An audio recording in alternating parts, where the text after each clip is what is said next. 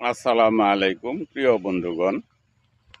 আপনি দেখবেন পৃথিবীতে যে বড় বড় রাষ্ট্রগুলি আছে, তারা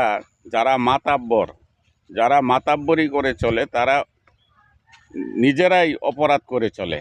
যেরকম ঠিক সমাজ সংসারেও যারা বেশি মাতাব্বরি করে, যারা সমাজে নেতৃত্ব দেয়, তাদের অপরাধের বিচার হয় না। বিচার হয় যারা মধ্যবিত্ত, নিম্নবিত্ত, যারা চলতে পারে না, যারা অসহায়, তাদের একটু ছোটোখাটো অপরাধ হইলেই সেটার বিচার কঠিনভাবেই হয়। আর যারা মাতাব্বরি করে চলে, যারা নেতৃত্ব দিয়ে চলে, যারা সম্পদশালী, তাদের কোনো বিচার হয় না। সমাজে তারাই বেশি অপরাধ করে চলে। তারা যদি সংশোধন হয়ে যেত, তো এই সমাজ আরও সুন্দর হইতো, ভালো হইতো। যে রাষ্ট্র হোক, যেটাই হোক, সব কিছুই আমরা সুন্দর চাই। আমরা ভালোভাবে বাঁচতে চাই, আমরা ভালোভাবে চলতে চাই, আমরা সুন্দর মতে পথ চলতে চাই। এই সমাজ সুন্দর হোক, এই সমাজ ভালো হোক, আমরা সেটা চাই।